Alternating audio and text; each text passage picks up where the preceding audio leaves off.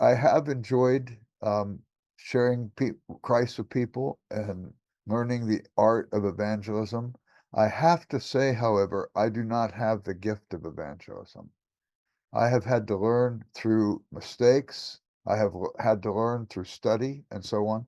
I sometimes go to places, and I once heard a pastor say to me, "Oh, Jerry, we encourage the people with the gift of evangelism to do evangelism at our church." I said, "Oh, I want to speak at your church sometime so I could tell the people that don't have the gift of giving, they don't have to give anymore. And I don't want to go to the church where only those with the gift of mercy are tender and kind to one another." All of us are to function in all the areas of the gifts. Some people have a special aptitude for it. But Jesus, when he commissioned his disciples to go into all the world, he didn't say only if you have a particular gift. He said everybody should do this. And no matter what your gift is, you have to realize that you are called to exercise that gift in a way that would point people to Jesus. And it's fun. It's not stressful. And we make mistakes. I believe this with all my heart, that we're all relatively awkward. A child learning to walk falls down and gets bruised. A child who has a two-wheel bike with training wheels on it and takes the training wheels off, he falls down and gets abrasions. A child picking up a skateboard and trying to learn how to do that, they will fall down and maybe sprain an ankle or break a wrist. Every new endeavor in life leaves us to some degree of awkwardness. And if you're not awkward in your life somewhere, you're just not growing. And God wants us to use what He has given us to bring others to Himself. And don't worry about the awkwardness. Learn and grow like you would in any other area of life if you find some difficulty before you, but you know that this area of life is an important one and a necessary one. I also believe that we do not take Jesus to anybody. He's already there. He's more interested in that person than you and I will ever be. He loves them. He said the fields were white unto harvest. And consequently, because he said the fields are white unto harvest, that means there are people out there who want to know. And if there are people who want to know, he said the real problem is there aren't enough people who want to tell. And we need to cultivate in our hearts a desire to tell other people and to learn the art of it and learn skill in this area, whether we have the gift of evangelism or not. And this idea of God showing up, that He's already there. There's an interesting line from a poet that I got to through my reading of C.S. Lewis. By the way, let me give you a little background on Lewis. I became a Christian in college, and I immediately thought this message of the forgiveness of God that's unconditional and the love of God that is unconditional is too important to be quiet about. So I started sharing Christ with people. I saw the first people that I saw come to Christ within about 3 days, 2 or 3 days after I became a Christian. And I found people were asking me questions. I didn't know the answers to their questions. I was a brand new Christian, but the questions were good questions. If God's good and all powerful, why does evil exist in the world? What about other religions and so on? And I didn't know the answers, but I said to them, those are good questions. I'm going to try and find out. No question ends a conversation. Every question is an invitation for you to re-enter the conversation by going and trying to find answers. And when you find the answers, come back and say, you know that question you asked me the other day? It was an intriguing one, and I've been digging for answers, and this is what I've found. I don't think we ever get to the bottom of these questions, but I think we can find some substantive answers. And so you begin to give them the answers because you say to them, you matter to me, and your questions matter to me. And this is what I found. Well, as I would do that, digging for answers, I kept seeing this name crop up, C.S. Lewis. And I was intrigued, and I ended up reading him. I started studying C.S. Lewis while I was in college. And when I finished college, in America, we call the graduation exercises at a university, they call it commencement, which means you don't get an education in university, you lay a foundation for an education. And commencement means you will now build on that foundation. by picking something that will help you stretch. And a man said to me, pick an author who will take you places and keep studying that author so you'll keep growing.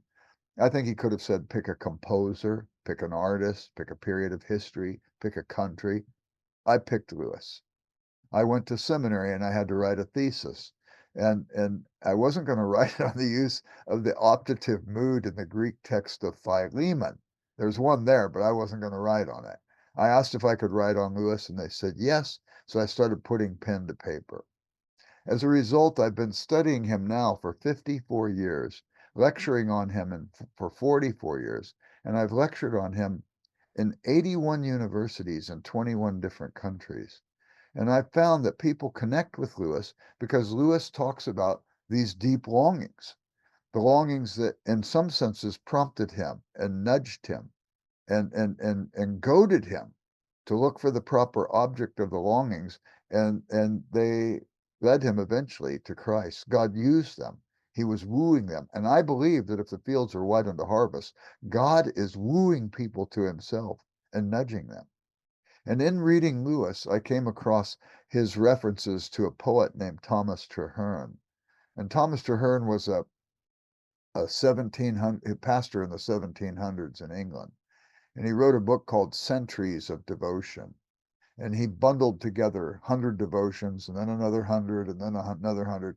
They ended up, when they were published, called Centuries of Devotion. But listen to what he wrote in this one. The noble inclination whereby a man thirsteth after riches and dominion is his highest virtue. There's more to the quote. I want to give it to you, but I read that and I go, what? He's saying that that thing that drives a person to pursue riches and power is the greatest thing about him. I wouldn't have ever said that. But Traherne saw something in the longing for riches and power. And look how he completes the quote. The noble inclination whereby a man thirsteth after riches and dominion is his highest virtue when rightly guided, and carries him as in a triumphant chariot to his sovereign happiness. Men are made miserable only by abusing it. Taking a false way to satisfy it, they pursue the wind. Instead of him saying to a person, you shouldn't have the desires that cause you to pursue riches and power, he says, you've got these desires in your pursuit of riches and power. Is it satisfying those desires? Or are those desires ultimately not for riches and power?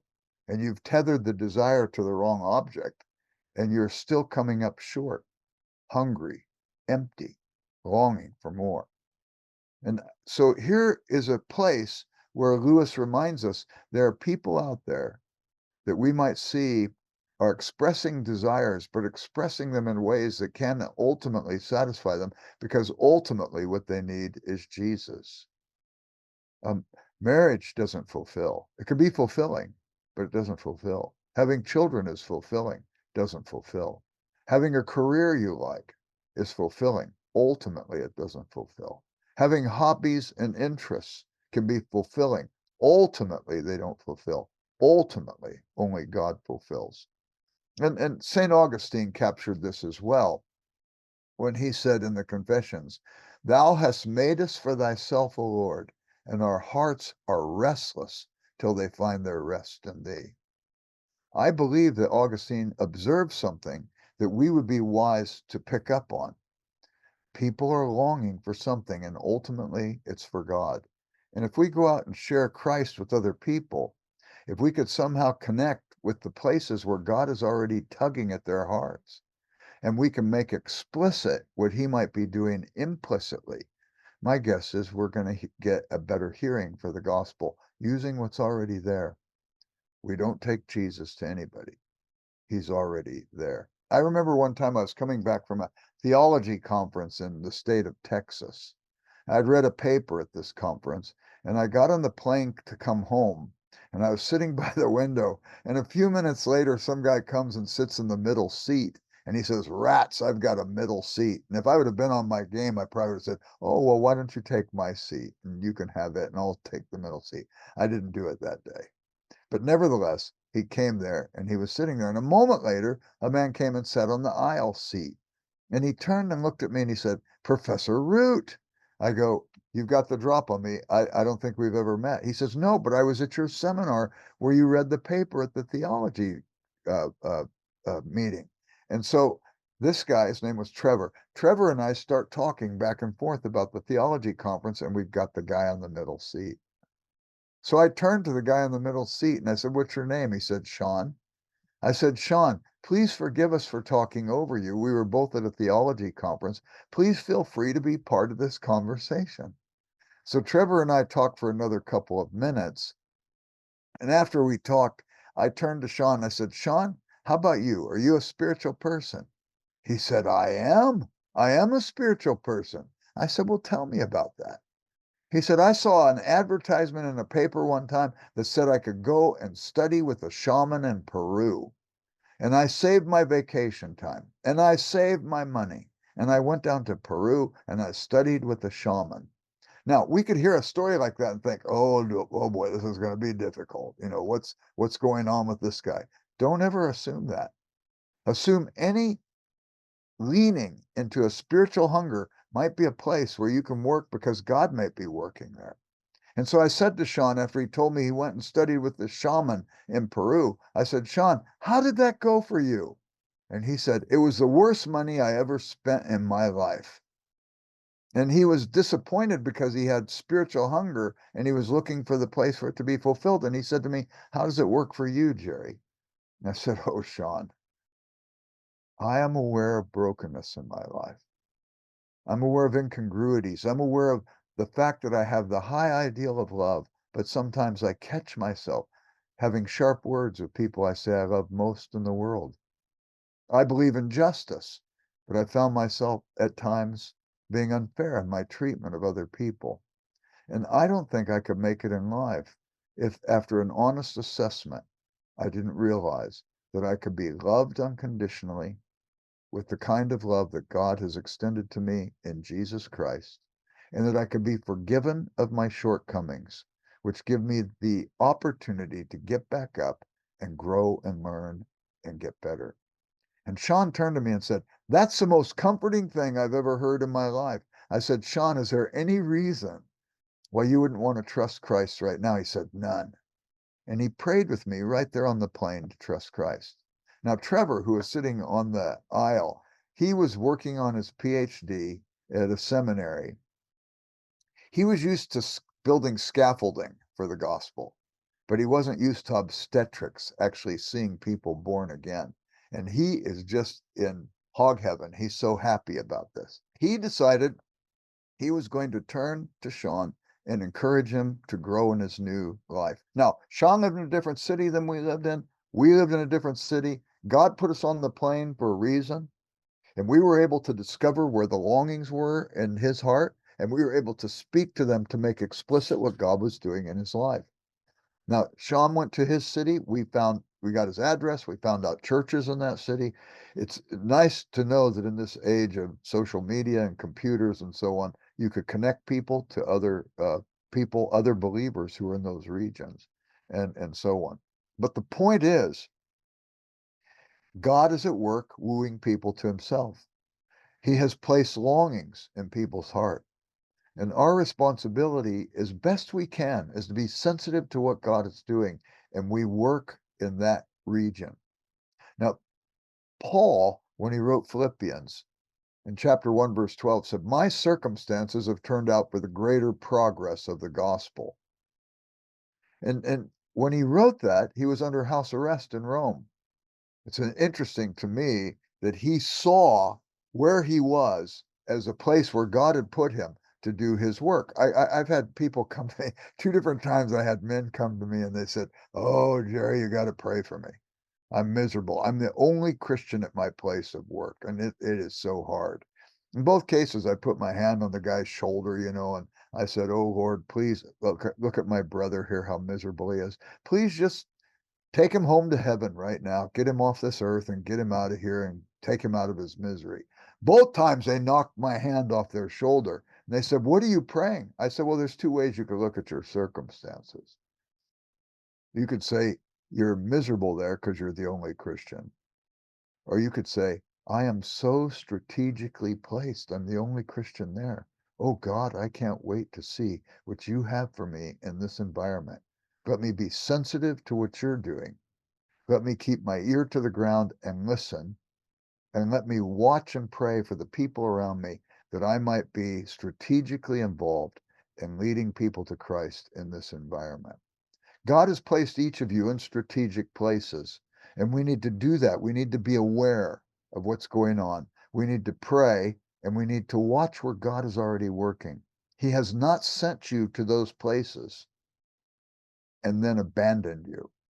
No, he has sent you to those places and he wants to use you there and to multiply other believers who could participate with you. Paul ends his epistle to the Philippians after he's told them he was strategically placed. He ends it by saying, um, my not only have my circumstances worked out for the greater progress of the gospel, at the end of Philippians, he says, the saints in Caesar's household greet you. How was it that he had his pulse on the finger of what was going on in the Roman Empire, and he had it from within a jail cell or a house arrest in Rome? And I think it was because he was sensitive to what God was doing in the place where he put him strategically. We know that he was chained to a Praetorian Guard. They were the crack military unit in the Roman Empire. And I could see him every time when those soldiers would come to switch out their responsibilities to watch over Paul. He had a captive audience. I could see him turning to the guards and start talking to them about faith, talking to them about their life and finding out where God was already working in their life, sharing the gospel with them. The Praetorian Guard goes back to the office. He sees the assignments on the list. And one guy says, I've got this Paul assignment. I don't know what that is today. The other guy said, I had it last week. If you don't want to go, I'll switch out assignments to you. I had a great conversation with him. I think my life is changing. Paul did not see limits. He saw God working. And we need to see God working in whatever circumstance we're in. There's a really interesting passage in in a book that Dante wrote. Dante, the author of the Divine Comedy. It's called the De Monarchia, and he says function precedes essence. Function precedes essence. God had a purpose before he gave the essences to fulfill the purpose. If you look at the creation account, he makes light the purpose on day one. He doesn't make the sun, moon, and stars the essences to fulfill the purpose and emit light till day 4. God had a purpose for you. There was never a new understanding of that purpose. In the mind of omniscience, the omniscient God always knew he was going to make you, always knew he was going to assign you to a place and time in this universe. And he gave you, in the essence, he gave you exactly what you needed for that assignment. And it's really fun to think that he has equipped you fully and made you ready to go. I remember years ago, I would go to lunch with, I would meet with different people in the area of my work. I needed to have these working lunches. And I went to this one restaurant 4 days a week. The guy who ran the restaurant, his name was Brad. And when I would go there and I would see Brad, I would always have small talk with him so we could cultivate a relationship. Um, and a pastor, when I was a new Christian, said, if God answered every prayer you prayed this last week, would there be anybody new in the kingdom? If I'm not praying for people to come to Christ, then I'm probably not seeing where God is already pulling and nudging at people's hearts. I'm not seeing where the longings are emerging and manifesting themselves so I could speak to those things. So as I got to know Brad, I started praying for him every day. I saw him every day, small talk. Hey, Brad, I like the menu today. I like the sandwich. Hey, Brad, did you catch the game on the sports event on TV last night? Hey, Brad. Hey, Brad. We'd have small talk every day. And then finally, I came to the place where I told him, Brad, I pray for you every day. I've never said that to a person and had them say to me, would you stop it? It went like that where every day I then had small talk, but only once every 3 weeks I would tell him I was praying for him. 9 months passed. I saw a couple of other people at that restaurant come to faith. One of the waitresses came to faith and so on. But no real progress with Brad, but letting him know I was praying for him. The day came when all of a sudden he came to me and he said, Jerry, I need to talk with you. We went down the street to a coffee shop and we talked for 3 hours as he told me how his life was unraveling. Why is he telling me? The deepest we ever got was I'm praying for you. But he's letting me know where the crisis in his life is revealing felt need. After 3 hours, I shared with him the gospel in a few minutes, and he said, I don't want to give, I need this gospel, but I don't want to give God my life like it is now. It's falling apart. I'll wait till I fix it first, then I'll give it to him. I said, well, Brad, it's not usually done that way. You try it, however, and if it doesn't work, let me know. And I went back to just telling him every 3 weeks I was praying for him. 5 months later, he called me and he said, Jerry, my way's not working. Can I come to your office and talk with you? And Brad gave his heart to Jesus at that office after all those months, but it was while working with the felt need where he saw that his life was unraveling and he couldn't put it together himself. It's great. It's great. We want to watch for the felt need and then work where God is already working, making explicit what he's doing implicitly.